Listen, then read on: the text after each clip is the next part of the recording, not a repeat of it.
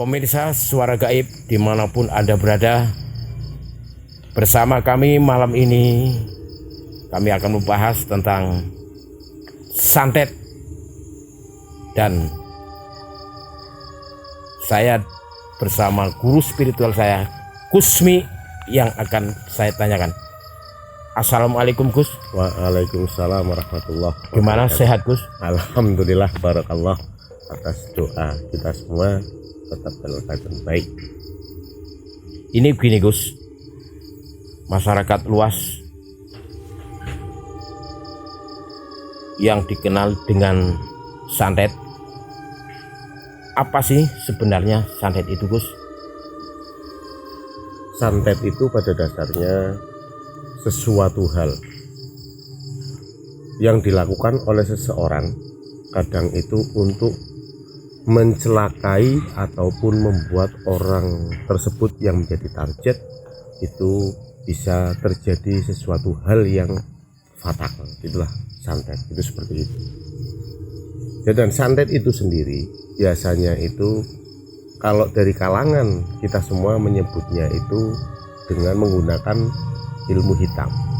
Padahal ilmu pada dasarnya itu semuanya baik, cuma tergantung dari penggunaan dan bagaimana kita menggunakan ilmu itu sendiri. Nah, santet ini salah satu bagian dari ilmu kemampuan seseorang yang menguasai di bidang itu, tapi rata-rata untuk mencelakai orang lain. Itu seperti itu. Kadang dengan rasa emosinya, kemudian mereka itu mempunyai sedikit kemampuan, kemudian mereka melakukannya dengan cara santet. Dan santet itu ada yang dinamakan santet, ada yang dinamakan teluh. Kalau santet itu sifatnya itu kadang itu hanya membuat si target atau orang yang dituju itu bisa menjadi gila ataupun kecelakaan saja, atau juga membuat mereka itu kena penyakit menaun yang sulit untuk disembuhkan. Itu santet itu seperti itu. Berbeda dengan teluh. Kalau teluh itu biasanya unsurnya itu membunuh. Jadi ada dua hal antara santet dengan teluh. Perbedaannya, kalau santet itu rata-rata tidak langsung membunuh, tapi kalau teluh itu rata-rata langsung membunuh. Itu seperti itu. Dan perlu diketahui bahwa santet itu sendiri adalah suatu fenomena di mana mereka-mereka yang melakukan santet itu memakai jalur alam bawah sadar manusia. Tidak secara langsung terang-terangan ataupun berhadapan, itu enggak. Biasanya para pelaku santet itu sendiri, umpamanya disuruh oleh seseorang untuk menyantet seseorang, ada yang ditanyakan dulu tentang weton kelahiran, itu ada. Ada juga yang dengan media foto, itu juga ada. Nah, dari kedua hal itu yang paling fatal itu biasanya kalau dari media foto orang tersebut, karena dengan media foto itu biasanya langsung membunuh. Tapi kalau dengan media ataupun mengetahui weton dari si target atau yang akan disantet itu, biasanya itu hanya membuat mereka itu biar sakit, biar mereka itu merasakan sesuatu hal yang pokoknya dalam hidupnya itu nggak terasa enak lah. Itu seperti itu santet. Nah, kalau santet itu menggunakan ilmu apa sih Gus?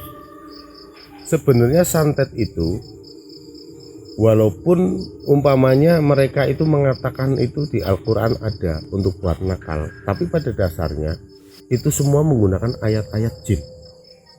Jadi kelihatannya bahasanya itu bahasa dari Al-Quran, padahal enggak.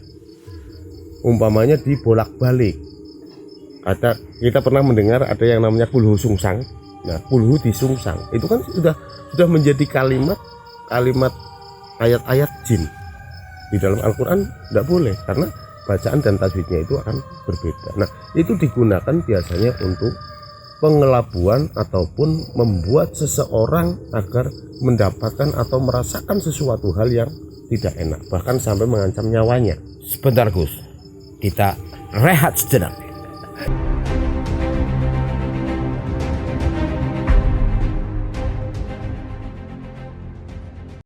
Pemirsa Suara Gaib, kita lanjutkan pembahasan tadi.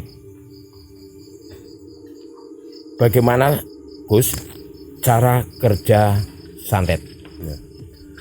Cara kerja santet itu sendiri biasanya seseorang pelaku yang mampu menguasai ilmu santet itu mengambil dari alam bawah sadar seseorang yang akan disantet itu sendiri. Kadang ada santet itu dengan media untuk mengetahui orang itu nama dan kemudian bin ataupun sampai kepada hari kelahirannya atau weton. Itu kadang kita bisa membuat gambaran seperti orang itu sendiri, kemudian yang akan kita arah itu bagian tubuh yang mana. Kadang bisa kita colok pakai paku, colok pakai pisau atau bagaimana untuk melukai orang itu sendiri. Itu cara kerja santet, ada yang semacam itu. Ada cara kerja santet yang dengan sistem kiriman, yaitu kita menggunakan sukma dari jin. Jadi kita sudah mampu mengendalikan jin untuk mengirimkan santet itu sendiri kepada target yang kita tuju. Nah, jadi kerja santet pada dasarnya itu menggunakan perantara. Ada perantaranya, ada yang perantara dengan sukma-sukma jin jahat, ada yang perantara dengan alam bawah sadar manusia itu sendiri. Jadi kita itu melihat bagaimana seseorang yang akan melakukan santet itu lebih efisiennya itu menggunakan cara yang seperti apa.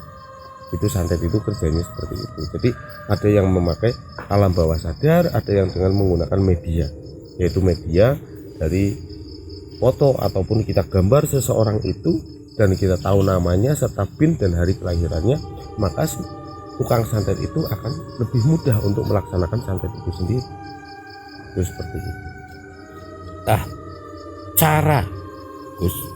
Cara untuk menangkal tentang santet gimana Gus? Nah, pada dasarnya santet itu adalah sesuatu hal di mana orang-orang yang melakukannya itu mengambil dari alam bawah sadar seseorang, berarti mengarah pada rasa manusia itu sendiri.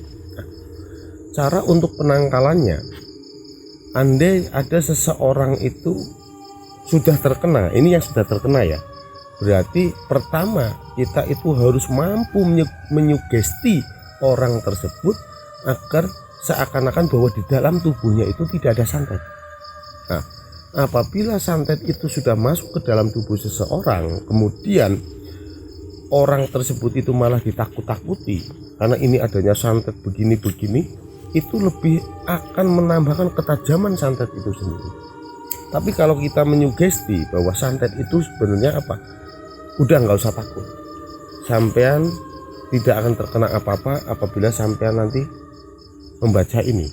Nah, dengan ayat-ayat Al-Quran, apabila seseorang itu mau membaca ayat Al-Quran, yang paling pertama di mana kita itu sering membaca An-Nas, qul a'udzu birabbin nas, malikin nas, ilahin nas, min syarril waswasil khannas, alladzi yuwaswisu fi sudurin nas minal jinnati wan nas, maka itu akan lebih tepat untuk menangkal santet itu sendiri.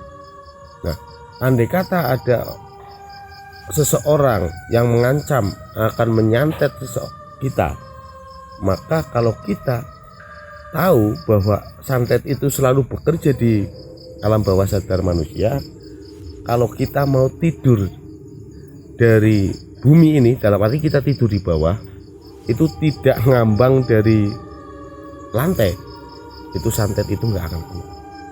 Karena pada dasarnya santet itu sendiri menggunakan jin yang namanya Atsu. Itu mereka bekerja, Atsu itu ketinggiannya antara 80 cm dari bawah tanah. Itu santet bergeraknya di situ, di alam yang ukurannya seperti itu. Dan konon kabarnya santet itu kok diwujudkan dengan benda-benda yang ada di alam ini Gus. Betul apa enggak Gus? Nah, biasanya itu orang yang melakukan santet itu kadang ada yang orang ngobati kok tahu-tahu ada paku ya, terus ada apa namanya benda-benda di dalam tubuh orang itu. Sebenarnya enggak begitu. Itu hanya trik dari orang-orang yang mengaku katanya bisa mengobati santet itu dengan tujuan hanya untuk sugesti. Jadi orang yang seakan-akan kena santet itu kok tahu bahwa oh pakunya sudah kena, oh ini pecahan belingnya sudah kena. Itu kan ada sugesti bahwa kita itu akan sembuh. Sebentar Gus, rehat sejenak.